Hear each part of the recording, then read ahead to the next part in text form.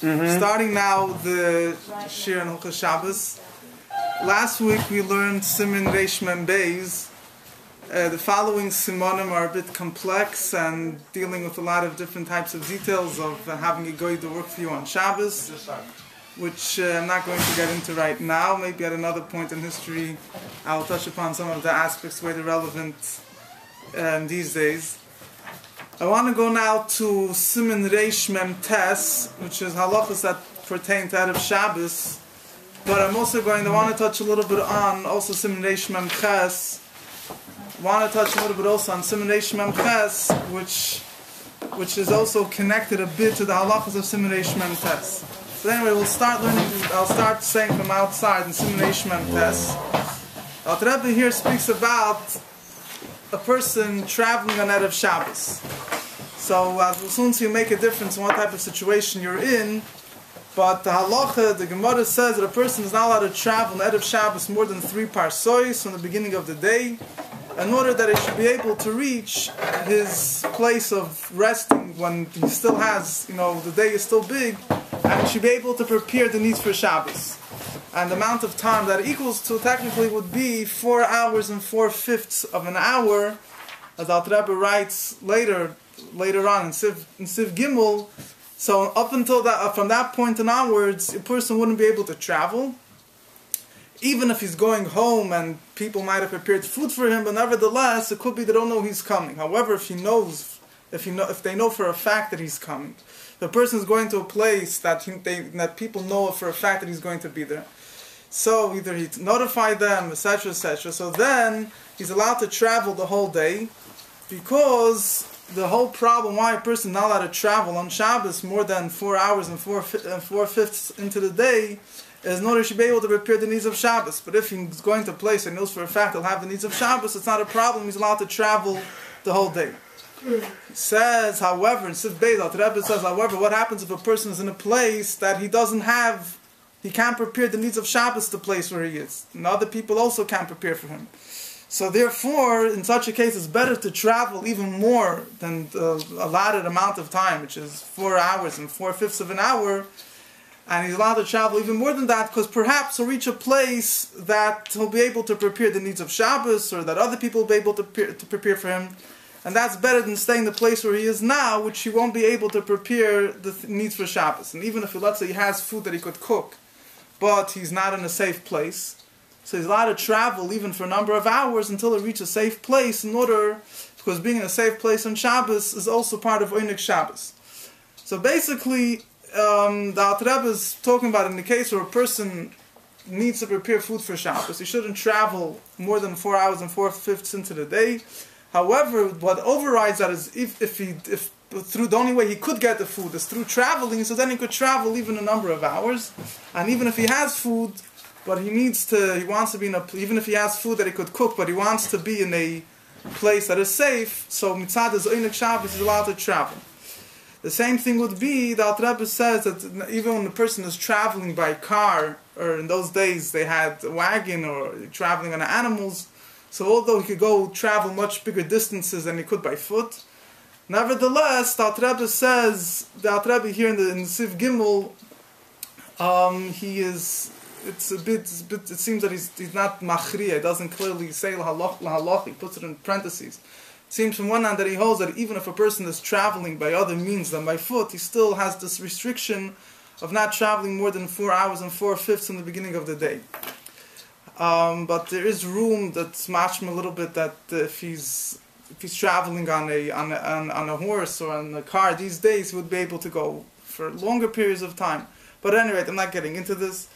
Then Alter Rebbe finishes off Dala that he says, B'mdinos Eilons, if Dala, Alter Rebbe writes that in our countries, most people prepare the needs of Shabbos b'revach.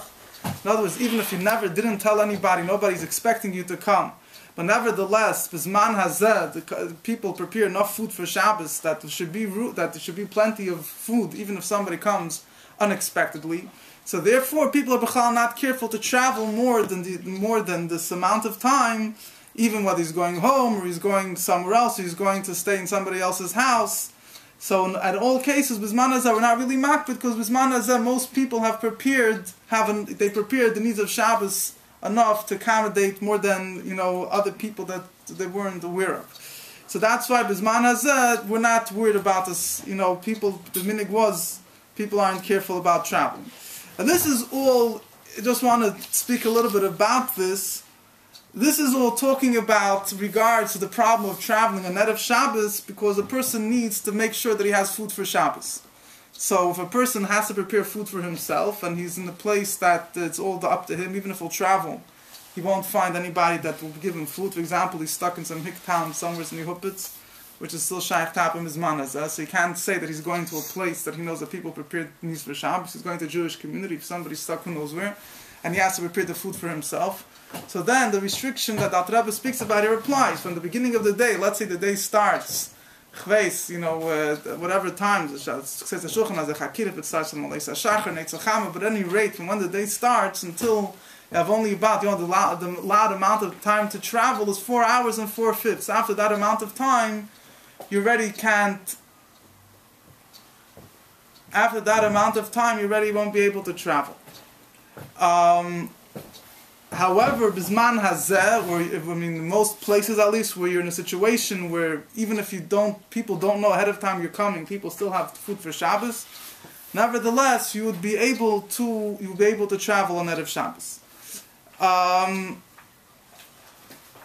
That is the Chalalos of the Alter Rebbe saying. However, in certain cases, mitzad the din that a person should have the needs of Shabbos, so then, or mitzad the din of Oinik Shabbos, that a person should be in a good place, in a safe place, so then Adrabah, it would be better for him halachically to travel even beyond this amount of time that a person is allowed to travel on Erev Shabbos. Why? In order that he should be able to be in a place where he's going to be able to get food for Shabbos, he's going to be in a place that he'll be able to feel safe and have Oinik Shabbos, etc., etc. People also point out that this also would make a difference, that somebody should try to be in a place, not only the same way a person should try to be in a place where it's safe, the same thing as a person should try to be in a place on Shabbos that he should be able to enjoy himself begashmis and beruchnis. So in other words, inside this halacha we see the idea of this halacha is not only negaya to a case where a person is worried for his safety, but we could also learn out from this halacha that a person should try to be for Shabbos in a place that he should be able to enjoy Shabbos to the best of his capacity. Now, B'negeya, there's other issues that regarding traveling on Friday, which other poskim say that Bizman Hazeh, you could have a person that's traveling, particularly if you're traveling today with modern technology, you could have, even in a car, you could have run into problems. What if your car breaks down in the middle of the road, things like that. So you have other problems that could happen. And therefore, poskim write that b'chlal, a person should refrain from traveling Shabbos, Erev Shabbos, very late into the day. Or b'didi have a people could tell you, maybe to the last minute you'll find somewhere, so let's say you're going to a shliach in Hicktown before Shabbos, so you maybe will be lucky to find the Chabad house on the way somewhere. But you should be careful not to travel on Erev Shabbos to a place, late in the day, even if you have food with you, because we're not worried here about not having food for Shabbos, but we're worried about having a proper place to spend Shabbos, and etc., etc. Some people give a certain amount of time. You should at least give yourself double the amount of time that you would need to travel, or whatever it is. At any rate, you should at least reach. He writes here from Piskei Teshuvos, you should at least reach your place of lodging an hour, 2 hours before Shabbos, and you should be able to rest up a bit before Shabbos. But at any rate, that's another problem that you have in the traveling these days. You have to take into consideration that that it's not to travel late on Fridays because of other problems that could occur, particularly on planes. Traveling by plane, if you have traveling by car, so then if the car breaks down, fine. It's whatever the amount of time. Sometimes gets stuck, but at least you have a certain reasonable amount of time to take into consideration. If the plane gets delayed and things like that, so it's ma'asim shahoyu that the plane was delayed and they weren't able to get off, and they were, then it becomes a whole shiloh if the person's going to land on Shabbos. So if he's allowed to get off the plane, even if he's allowed to get off the plane, if he's allowed to leave the terminal, because there's a whole problem of Tchum Shabbos that he ran into, which we're not going to get into right now. What does he do with all the stuff that he has with him that are muktzah and things like that? So flying on Friday, again, a person has to take into consideration all these difficulties that there could be. There's another inyan of not traveling on Friday. I mean, that's nishtapi halacha, I guess, but everybody knows the famous story when the Alter Rebbe was taken into prison. So the Alter Rebbe wanted 6 hours before Lichtbenchen. The Alter Rebbe wanted to stay. They should stop traveling. So the guards didn't want him to stop. And then as the Firday Rebbe says the whole story, how that the wagon stopped on its own, and then the axe broke, and then a horse died, etc., etc. They brought new horses. The wagon didn't move from its place. So there were was popping up one after another different problems with the continuation of the travel. So the guards realized that it's not as simple. And obviously, if the Alter Rebbe doesn't want to travel, he's not going to travel.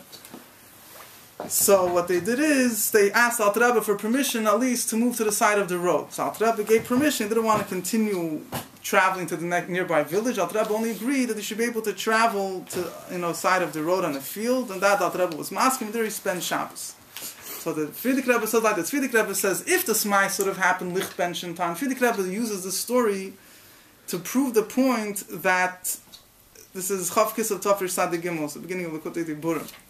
Firday Rebbe proves the story to prove the point that Alter Rebbe's arrest was done with his own permission. It wasn't something that he was forced into, but obviously it was balabos over the whole proceeding.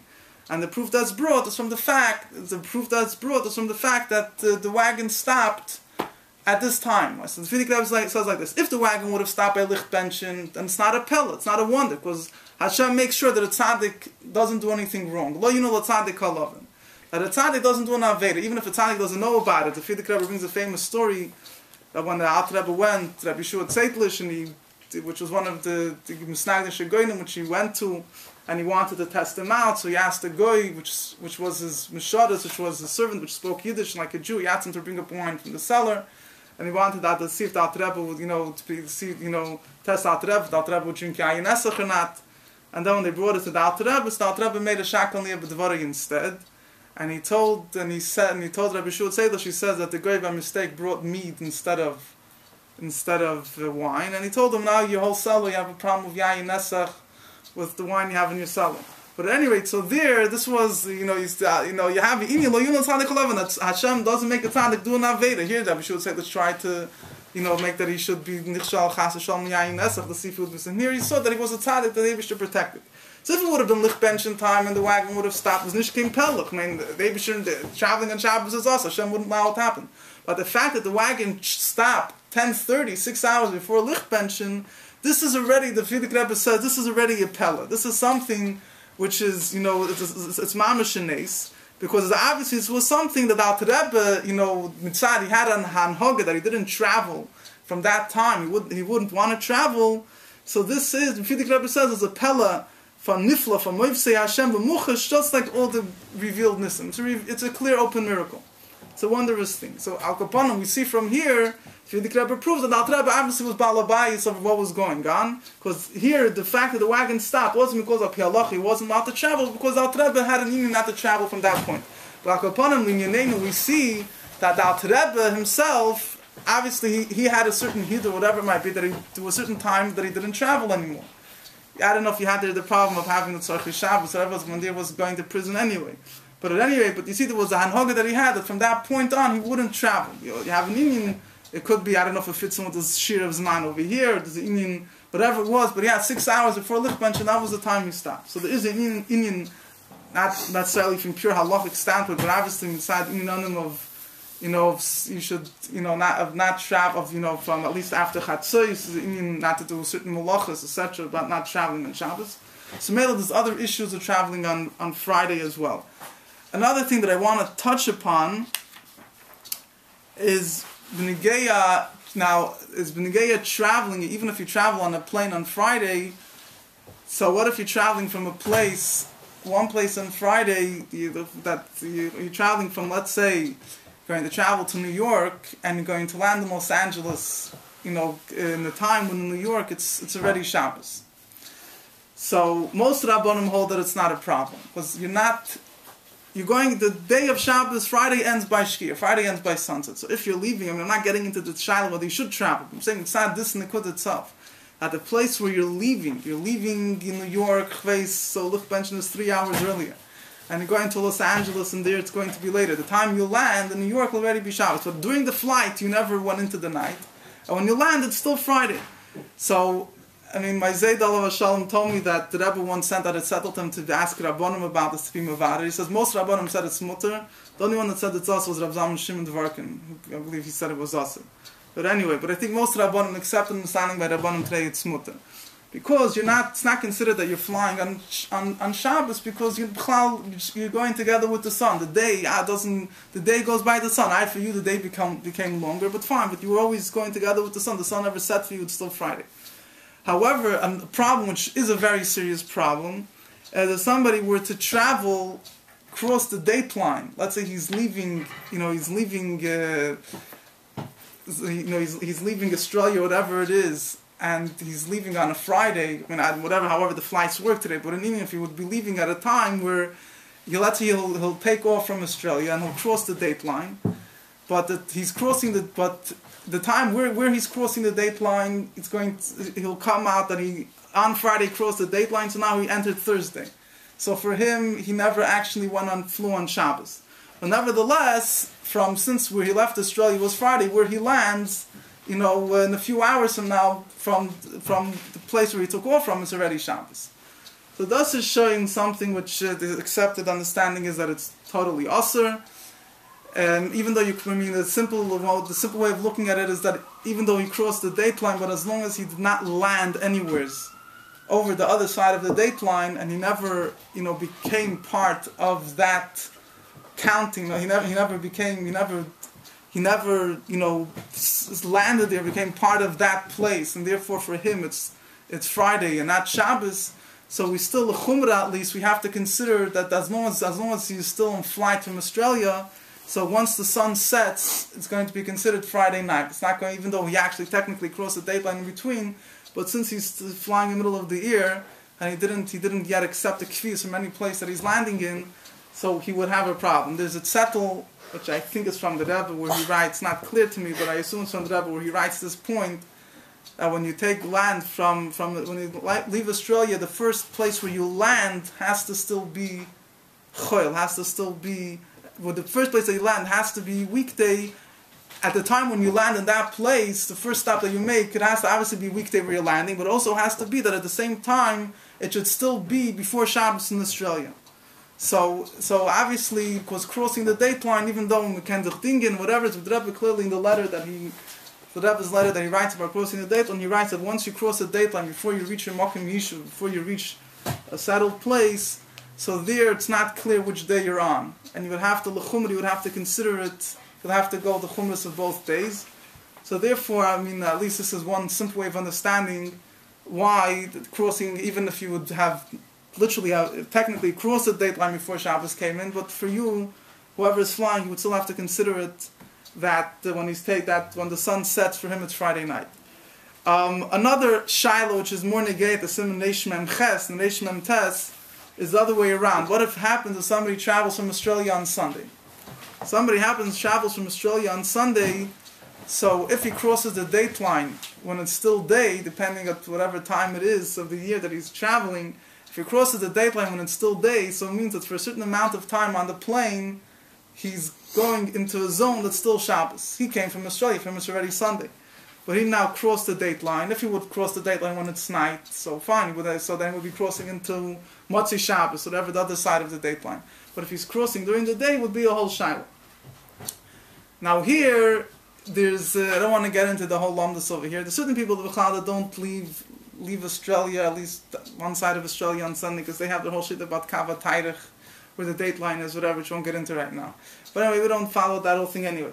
Over here, a whole shaila, what's the deal? Now, l'choyre, one thing is a dover border, that even if a person is doing this and he is flying from Australia on Sunday, but he would have to l'choyre try to be careful. You could say it's only a derabbanon, whatever it is, but l'choyre, there's a mokim gadol to be careful not to do any melachas on the plane from when he crosses the dateline until, let's say, it's a kechavim. You can't really know exactly at what point he crossed the dateline, but I guess there's a certain lefiyerach. You have the planes don't follow an exact route always anyway, and even on the screens where they're telling you that they're crossing the dateline doesn't necessarily mean that that's exactly where they're holding. So the chayre can be mishar, that from a certain amount of time you're probably still within one zone. When you cross that, from that time and on, the chayre, definitely, putting on lights, or even going to the bathroom, putting on lights, all these things you should ask a local rabbi about. That could be one issue, but if let's say somebody takes off Yom Kippur, he takes off the day after Yom Kippur, he's going to run into the same shiloh, he's allowed to eat during that time, things like that. There's another issue here altogether, which is even if he's going to be careful not to put on any lights or anything from when he crosses the dateline, which he's crossing into a zone that's Shabbos until nightfall, the other issue is, or that Rebbe touches upon the earlier Siman Reish Mem Ches, which is that a person, that Rebbe writes there, that a person is not allowed to travel in the sea, he's not allowed to go on a boat in the sea 3 days before Shabbos, because he's going to, people get seasick, and there's a whole, as Al Rebbe explains, that their whole body, is, they go through a tsar and a bilbul, v'shini veses, a gufa mishtabir, mininu hasfina, that they go through pain, and, and the whole body, from the boat rocking back and forth, the body breaks apart. Anybody that's on a plane, I don't think has a very nice experience, the great oineg from being on a plane. So there it says that a person should not travel within 3 days before Shabbos on the sea, because he's going to get seasick and all of that. So he doesn't, until 3 days, he doesn't recuperate. I mean, those days the trips overseas could take weeks, but for 3 days, the sheer 3 days is given, because that's the amount of time it takes for their body to get used to what's going on. So therefore, he will not have, what's the problem? The problem is he won't have Einik Shabbos. Not that he's doing any malacha, but sometimes there is a problem of malacha, but that's not negaya over here, but the problem is he won't have Einik Shabbos. Because he won't have Einik Shabbos, he's not allowed to place himself in a position that he won't have Einik Shabbos. L'chayr, according to this, would come out that mitzad this inyan, there's a mokim, l'chayr should come out, that if a person is traveling on Sunday from Australia, so if he's going to cross the dateline and going into a zone that's Shabbos, so then, l'chumra, we consider that he's going into Shabbos. So l'chayra, he should be shalach, he should be allowed to travel, because when he's traveling, that little bit of space of Shabbos that he has, he's not in a state of Einik Shabbos. So the word is as the only thing is that Al Rebbe writes, let's say the mitzvah, a person is allowed to travel in such a situation, even if he's going to feel sick from traveling. And Al Rebbe writes later, let's say the mitzvah, some people say that even if they have to go for business, if they're going to greet a friend, or these things are also called let's say the mitzvah. You're also allowed to be mevatel Einik Shabbos, put himself in a situation where you won't have Einik Shabbos, so you're gonna be jet lagged while you're still on the plane, because of the fact that you're going to tzedek mitzvah, which today's day and age, and every time you're traveling overseas, you're obviously going to greet your friends, whatever it is. So it is considered, as Al Rebbe writes later, it's considered, people realize that it's considered a dvar mitzvah.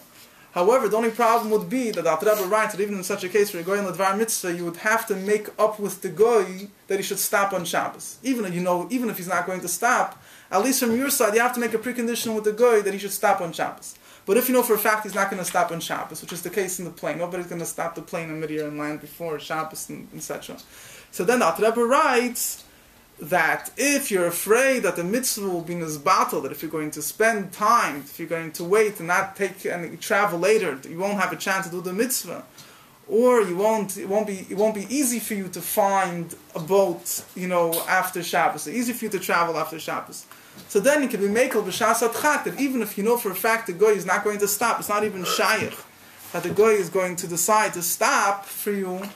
So then, obviously in B'chal Pi Allah, it's not negated that the goy should actually stop, but just you should make a precondition. You have to notify him from your side you want him to stop. If he doesn't stop, it's his business.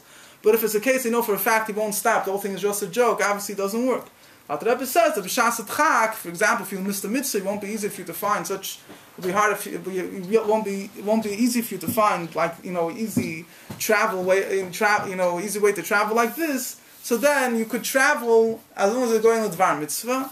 even if you know for a fact that the guy is not going to stop. So Memela, people want to say, so you're already running into a shaila here. If let's say it's hard for you to get another flight another day, it's going to cost more money, things like that. But this is considered the Shasat Chak, and therefore, since it's considered the Shasat Chak, and you're going, let's say, the mitzvah, because you're going to greet your friend, greet your relatives, could be considered the Dvar Mitzvah for this thing, whether that would be sufficient to override the problem of losing your Einik Shabbos while you're in flight. So at any rate, just speak to your Dov. I know one Choshev Dov that is Mekel, that b'mokim hefsid meruba, not when I said mutter, shasat chak, whatever, he is make for a person to travel on Sunday, but I know that Rav himself advises that you should try to avoid it. But if you already made your ticket and things like that, where it's going to cost you money, it's going to be a problem. So in such cases, you could rely to the shasat chak and fly anyway. But obviously, you should be careful not to do malach and the same keeper, befrat, not to eat, and things like that.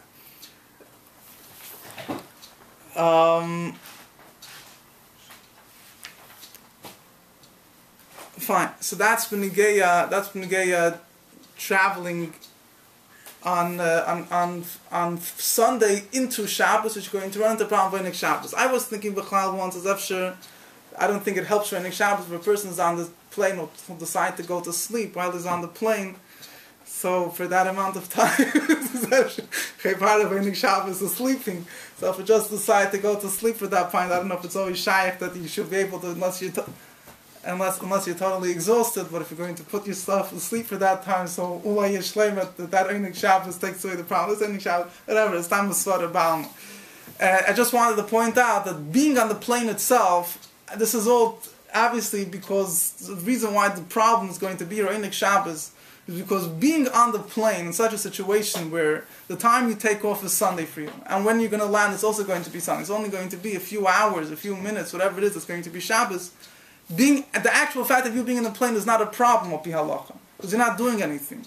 So the only problem halachically would really boil, unless you put on lights or doing malacha, things like that, or if place you want to eat, as a child if you have to make kiddush or not, whatever it is. Saying these things, it's saying even if you're not going to do any of that, but the only problem would be mitzad isurim, things that you're not allowed to do, is mitzad Einik Shabbos. Mitzad being on the plane itself, there is really no malacha. This whole discussion about trains and things like that. What is exactly the problem about going on a train and a plane on Shabbos?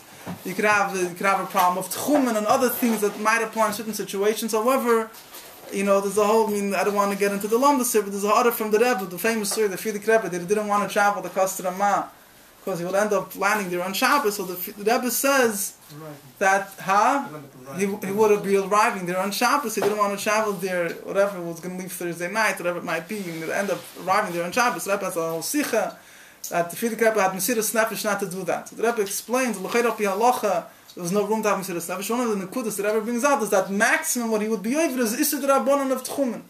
And the Rebbe explains, he brings a Chasam Sefer, and the whole thing, that the Rebbe Shita, that there's Mokim Loimar, that you not even over the Isser of Tchum, of passing the Tchum Shabbos in such a type of case, when you're on a running train and you went on before Shabbos and you don't go off until after Shabbos, you're just in a running train during that amount of time.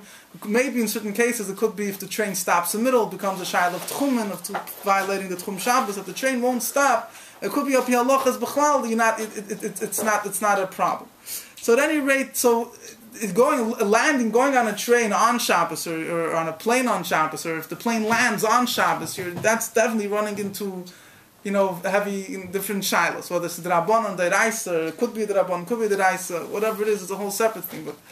But over here, where you're when left, where you're taking off from was on Sunday. Where you're going to land will be on Sunday. It'll be a temporary amount, a little bit amount of time that's going to happen to be Shabbos in the middle. There's no asiyas, as long as you're not doing malach, whatever it is, the only problem would really boil down to Einik Shabbos.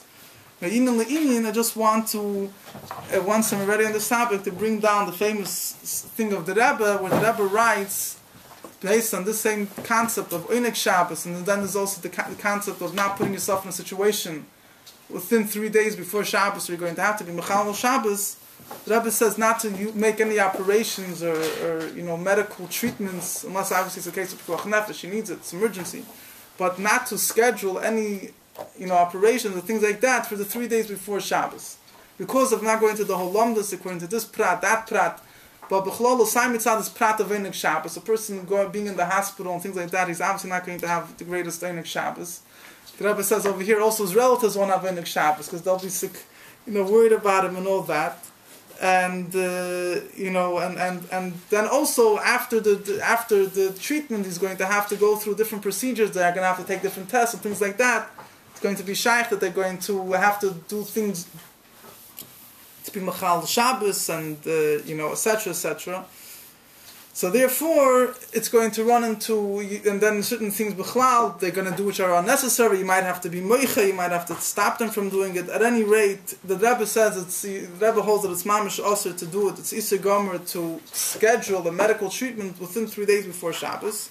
And the Rebbe says, b'chlal, the Rebbe says also technically, usually on weekends, you don't have the greatest medical staff in the hospitals anyways. Besides the halachic aspect, it's just, inside the practical aspect, Shabbat also, you have that problem of, it's not ideal to do it. So obviously, if you need to do it, Nishkem Breda, Pikuach Nefesh, not talking about, but in the case of a person is scheduling in advance, several amount of time, just want to schedule it either, so he should do it at a weekend, when he anyway has off from work, whatever it might be, whatever his reasons might be, the Rebbe holds, the Rebbe sheet is clear that it's Isur Gomer.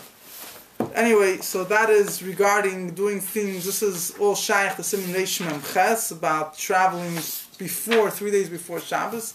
I just connected here. Once you already spoke in Siman dateline about traveling on Friday, so I just spoke over some in Yonim outside of the shaykh the Siman dateline. We'll continue next week in Mitzvah Hashem.